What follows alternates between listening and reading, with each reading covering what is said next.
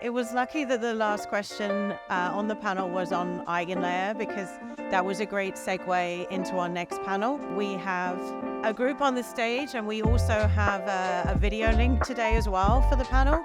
So we have Ben Thalman from Figment, we have Mara from Alluvial, we have Lewis from Brevan Howard Digital, and we have Eeshaan from Ethereal Ventures, and hopefully, fingers crossed, yes. We also have, hopefully he can hear us as well, Sreeram from EigenLayer, from the founder of Eigen Labs, joining us. Now, this topic is obviously the hot topic at the moment. Restaking, EigenLayer. I don't know how many times I've heard it mentioned this week already. But we've only got 30 minutes. We could probably spend 3 hours on this. We're not going to, but hopefully the outcome of this panel today will be to give you all a high-level overview of what is restaking, what is EigenLayer, and what is coming next. So I'll hand it over to Ben to take it over. Thank you. Mike, am I good? Okay. So thanks, Eva. I'm Ben. I'm a senior protocol specialist at Figment, covering the Ethereum ecosystem. So very excited to be moderating this panel. Before we begin, I think maybe it is better just to get panelists to give a quick introduction. I know you've introduced people briefly, but I wouldn't mind a little bit more. And perhaps, Sreeram, we could start with you, and then maybe start with Mara and move from right to left. So Sreeram, if you wouldn't mind. Hi, everybody. Thanks, Ben, for inviting me to join on this remote link. I'm Sreeram. I founded the EigenLayer project around 3 years back, and before that I used to be a professor at the University of Washington in Seattle, where I ran the AWS Blockchain Research Lab. Really excited to be here with several of my friends here. Thank you. Mara, could you? Awesome. My name is Mara Schmiedt. I'm the CEO and co-founder of Alluvial. We're the software development company behind the Liquid Collective protocol, built in partnership with companies like Figment and a couple of other folks that we have here today. Hi, I'm Lewis Tuff, CTO at Brevan Howard Digital. We're a multi-asset, multi-strategy asset manager. Hi, I'm Eeshaan, an investment partner at Ethereal Ventures, which is a venture firm focused on Web3 and helping early companies grow. Thanks, folks. So maybe to get started, Mara and Lewis, maybe I could start with you. On the last panel, Casper mentioned, some of these institutional token holders, they're not even at staking yet, and now we're talking about restaking. So I guess I'd be keen to hear your perspective, and even from a high level, we're going to get specific on rewards and risks and things like that in a minute. But maybe just from a high level, if I could get your kind of view from the kind of enterprise or institutional token holder perspective. Mara, if we could start with you. Sure. I think probably the easiest analogy, if we just think about the traditional financial world, is, treasury bonds versus corporate bonds. And I think that applies pretty well here. When you think about participation in staking today, Ethereum is probably one of the most robust and developed ecosystems. You can probably compare this to the most risk-adjusted participation that you can have in a staking ecosystem today, just given its robustness. When you think about restaking, in many ways, you're enabling support for new protocols to leverage Ethereum's security posture and setup today in order to borrow that security for the sake of their own protocols. And so I think we'll see sort of a very similar frame of thinking when you think about sort of the adoption curve in crypto. We'll probably see a lot of crypto-native power users start restaking, crypto-native businesses like custodians and exchanges starting to offer the service, and then eventually, and hopefully, we'll see more institutional participants, participating in the market once we have, robust risk measures and other things in place. Thank you. Lewis, do you want to add anything? Sure. So I think from an institutional lens, we're super excited about technology and what it will enable. I think specifically, our number one priority is investor returns. So clearly, this is a great way to continue to maximize those for those who are kind of long ETH. I think second, it really solves the cold to start problem for many new projects, applications, and kind of our venture arm that we're working with. As for many of the reasons I've mentioned around the shared security layer and being able to kind of build on a robust infrastructure and platform that exists. And the third thing is the exciting kind of new market opportunities that emerge because they're not spending time building kind of boilerplate and things that have been sold before. Thank you. Eeshaan, if I could bring you on the bit of a different question, excuse me. When you look at restaking, what kind of, if there are any hesitations or risks that you think about, how do you think about that with restaking? Yeah, I think when restaking comes up, people love to posture around the risk. The way I think about it is there's a few types of risks at this touch, and in the previous Bankless podcast with Sreeram, he dives deep into each, which is really good and highly recommend it. But I think of first like the idiosyncratic risks. So the same way you would put $1 to work at Brevan Howard, you think about the risk, you think about the reward. The AVS market is the same thing. It allows you to extend your Ethereum to make a decision on an AVS by AVS basis or a new business by new business basis on, do you want to put your ETH at risk to support this new business or not? So in a way, it's just a new blue ocean way to put your ETH to work, right? And then there's the whole systemic risk discussion around EigenLayer. But the way the team is thinking about the risk module is that each new business on EigenLayer has a risk budget that they can tap into. And there's some nuances there on how those risks are segmented, but can still share the security budget of the whole that are quite special to the platform. So those are the two dynamics we think about when we think about EigenLayer overall and the risk that the system has. Thank you. Sreeram, would love to get your opinion here. And apologies, I know you've talked about this a lot, but wouldn't mind hearing your take on some of the risks, whether they're ones that, Eeshaan kind of touched on, or if they're kind of more general. I know you've had many debates with Ethereum Foundation, and those are very good, by the way, for folks that haven't seen them. They're fantastic, as Eeshaan mentioned.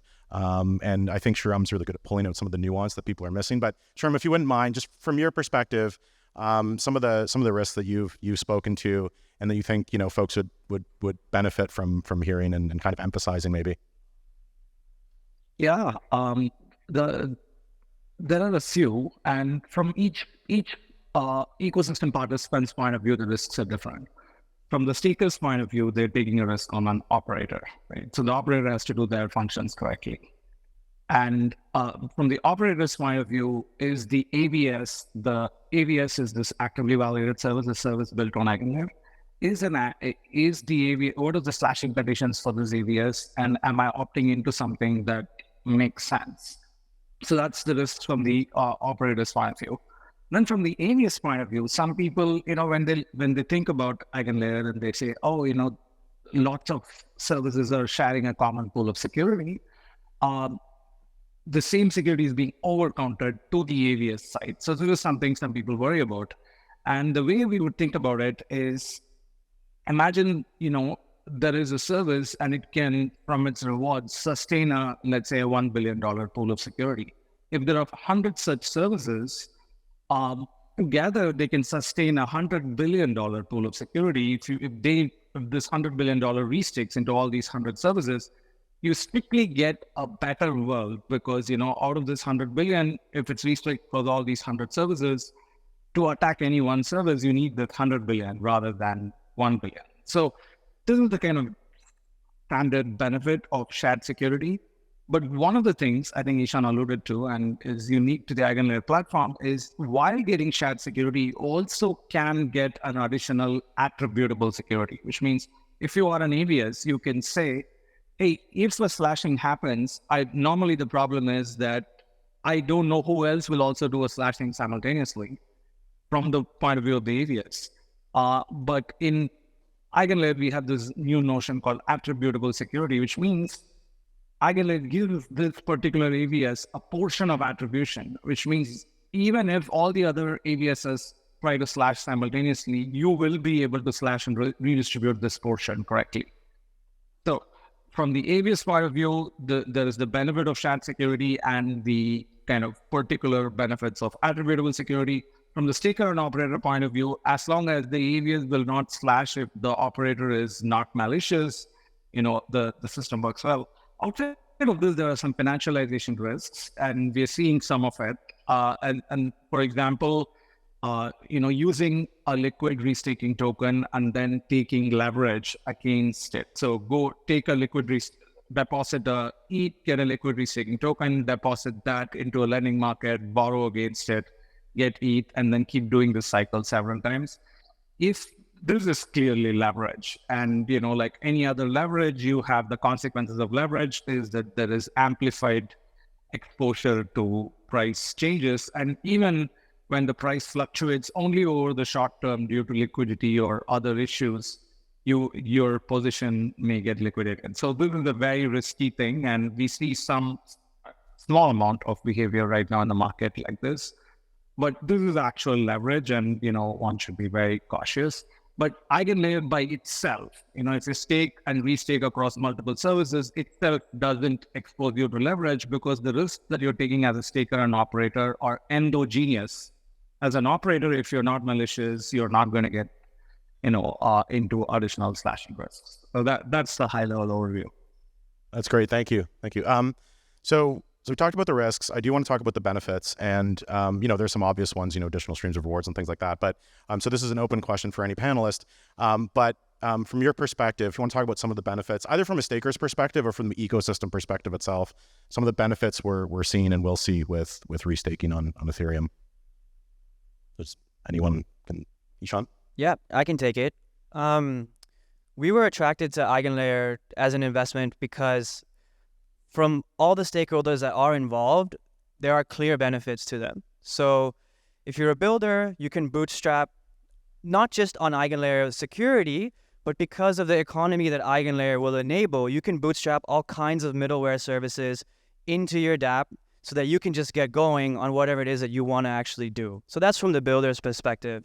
From the staker's perspective, you can extend the ETH that you've already staked and use that latent capital to earn more yield and back the businesses that you think will be good businesses and pay you revenue.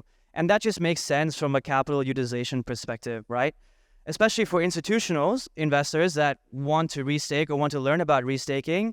Actually, this market in its nascent form is the best for institutional investors because the sophisticated actors can actually discern which AVSs will be good and worth their time and worth their return. And then obviously from the ecosystem perspective, you get better bootstrapped middleware that has higher security and a higher number and a higher quality of services that can come to the Ethereum ecosystem. For the ETH price itself, it's obviously fantastic because if the yield of Ethereum goes up, that makes the yield of that makes the asset more attractive overall, right? So we just saw this as a mutually beneficial way to extend the Ethereum ecosystem. Totally. And just to piggyback off that, I think the word that comes to mind is really optimization and efficiency. So from a protocol's perspective, I've spent a lot of time, we're a protocol, it's really hard to build network effects. You spend a ton of time working with operators, working with staking participants, building security, and that can be really distracting if you're trying to build an amazing product. So I think for builders, the value proposition is incredibly clear. They have more time, more resources and energy to focus on building great experiences and great solutions for crypto, and can leverage a shared security model to do that. I think, the value proposition to operators is also incredibly compelling because, in a simplified way, when we talk about this internally as an operator, you're just performing duties. Your duty on Ethereum is to attest and to propose.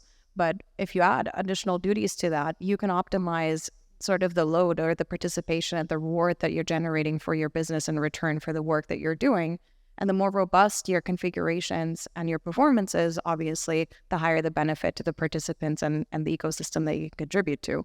And I think the staking perspective is, probably the most evident because participation and being able to utilize your ETH to get additional rewards and being able to do that with an informed framework, I think becomes really interesting once we build out a lot of these risk models and can take a more informed, perspective on risk-adjusted rewards. Go ahead, Lewis. Yeah, just the final point, aside from the economic benefits, I mean, the space is highly fragmented, and we're seeing this kind of explosion at exponential rate of new token issuance, even new L1s appear. I mean, that's very difficult from an institutional perspective to really be able to engage, adopt, and enable all of these at once, right? And I think this innovation allows us to spend kind of less time on redundant DD on the same kind of aspects that are often missed by these early stage startups. They don't have the SME knowledge to really get this right, and really acts as an enable and accelerant to tap into existing community, existing developer experience and platform, and really helps to kind of drive projects forward. That's great. Thank you. Sreeram, maybe I could bring you in again. Going back to the discussions you've been having with Ethereum Foundation, I feel like from certain areas of crypto, Web3, there's been a focus on some of the risks, but I think one of the things I haven't heard as much about is that, the fact that, in my opinion at least, and I'd love to get your opinion on this, that EigenLayer is in a unique position to incentivize certain behaviors certain outcomes we'd like to see in the ecosystem, ways that EigenLayer can be used to make, Ethereum more healthy. So I wonder if you could just maybe pick that up a little bit and run with it, and just some of the areas where EigenLayer is uniquely positioned to see a healthier network, for instance. Yeah, for sure. Thank you, Ben. One way is till now, in the Ethereum network, or in any blockchain for that matter, there is no locus to measure decentralization. So we care about decentralization because decentralization brings us certain properties. But the protocol itself not being aware of, whether it is, whether a node is more decentralized or less decentralized, this is not a measurement that is possible inside the network. And therefore, decentralization itself cannot be incentivized. And what we see with EigenLayer is a double opt-in marketplace. What's a double opt-in marketplace? On the one side, stakers and have to delegate to operators, and the operators and stakers together make choices on AVSs. But also the AVS has to accept the operator and can decide how to apportion their rewards across the different stakers and operators.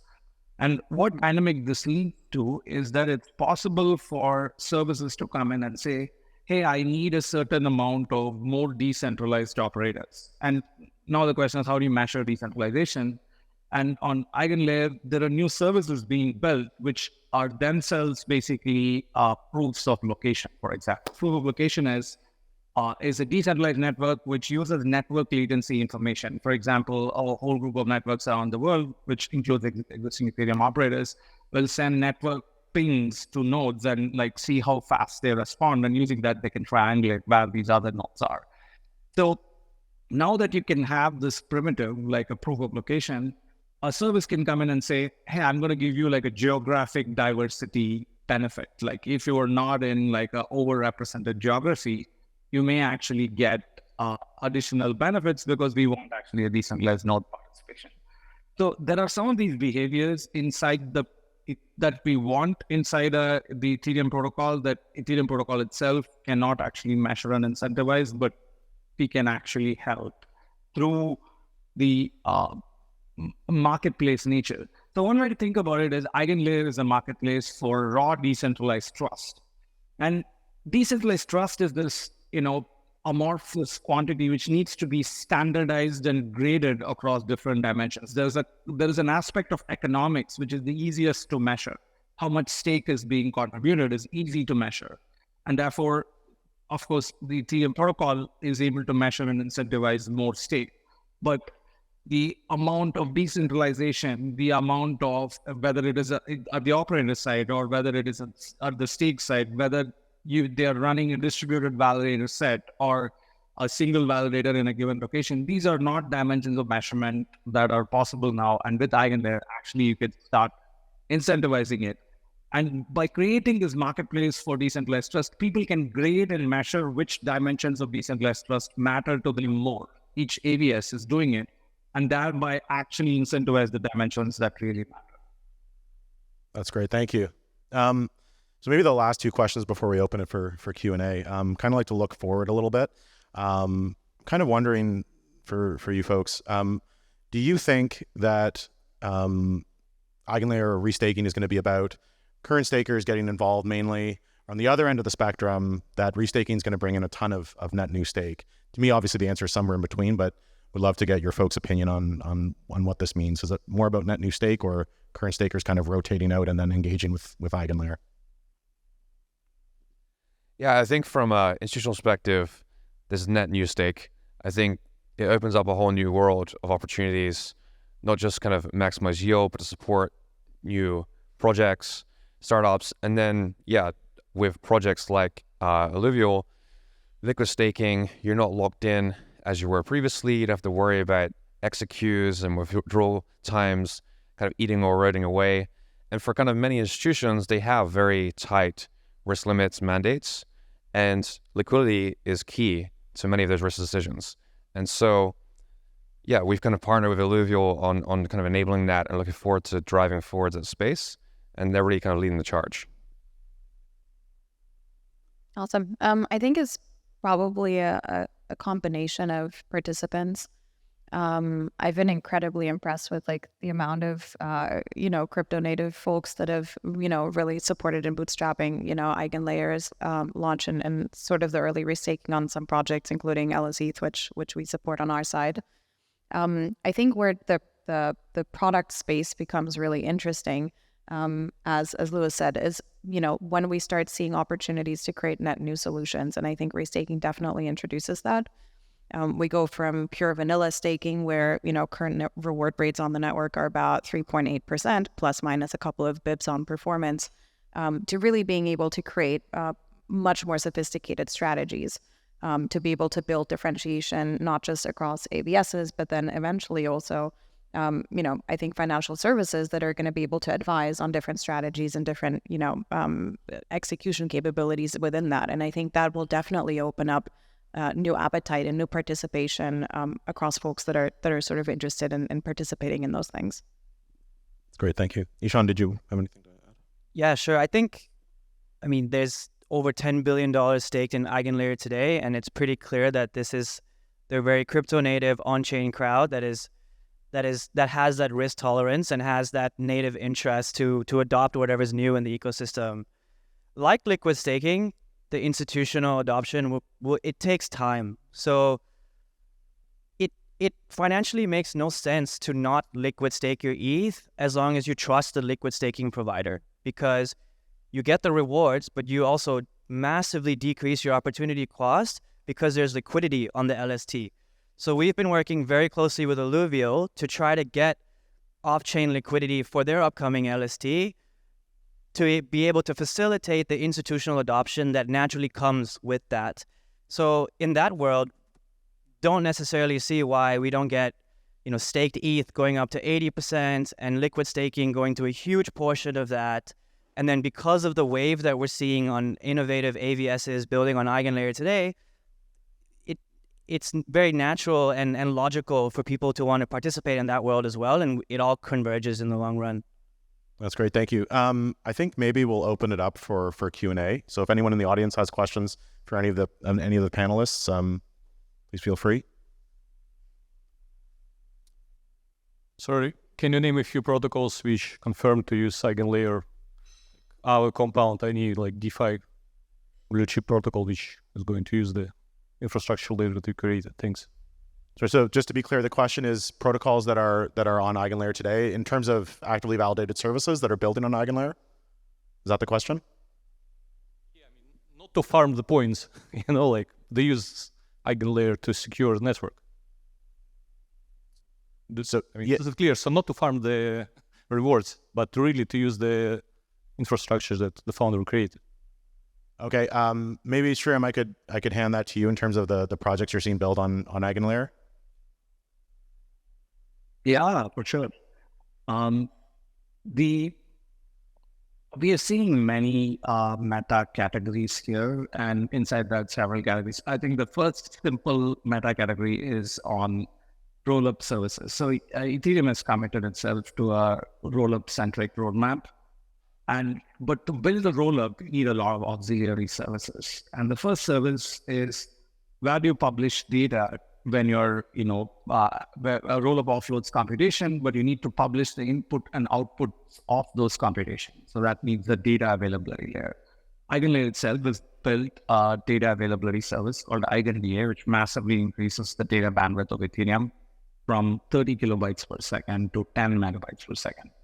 So that service is one of the first services that is going live. Along with that, there are lots of other roll-up services. For example, you want to have bridging across roll-ups in the Ethereum ecosystem, because settlement to Ethereum takes 7 days. So you can have super fast bridging across roll-ups if enough economic value promises it. And many bridges are building bridging services. This includes Lagrange, Polymer, Polyhedra, and several others. So there is a category of bridging across rollups. And then you can think about rollups today have central sequencing services. A single node orders the transactions. But you want more decentralized sequencing services. We have Espresso, which is a decentralized sequencing protocol, which can do ordering for rollups across many, many rollups together. So another rollup service is built by AltLayer. AltLayer actually is building this bundle of AVSs, which includes ordering, watching, and finalization for rollups. So they call this a restaked rollup bundle. So that's another example of an actively validated service. We have Witness Chain, which is building proof of location. There's a project out of Princeton.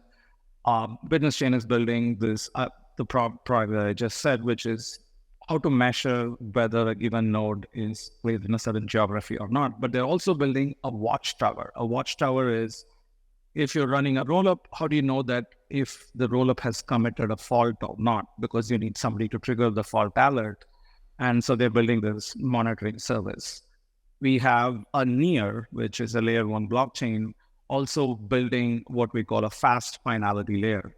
So when you have all these rollups, they take 12 minutes to finalize on Ethereum. So that is the minimum time after which they can interoperate. But Near's block time is like less than 3 seconds.